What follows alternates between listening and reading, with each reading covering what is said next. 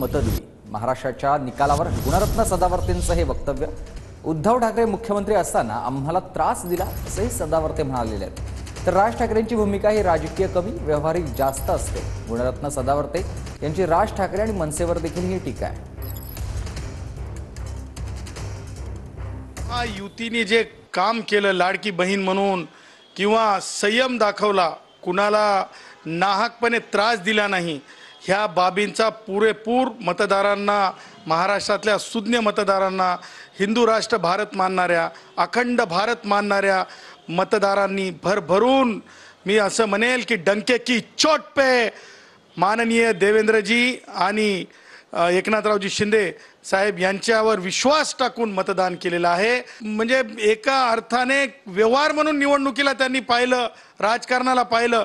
त्या उद्धवला, राष्ट्रवादी काँग्रेसचे वयोवृद्धपुढी शरद पवार यांना मतदारांनी जे आहे खो नाही तर गेट आउट केलेलं आहे महाराष्ट्राच्या राजकारणातून। राज ठाकरेंचं राजकारण कसं आहे, कधीतरी राजकारण करणार, लोकांना कधीतरी नाही पाहिजे, लोकांना सतत पाहिजे, प्रत्येक निवडणुकीत पाहिजे।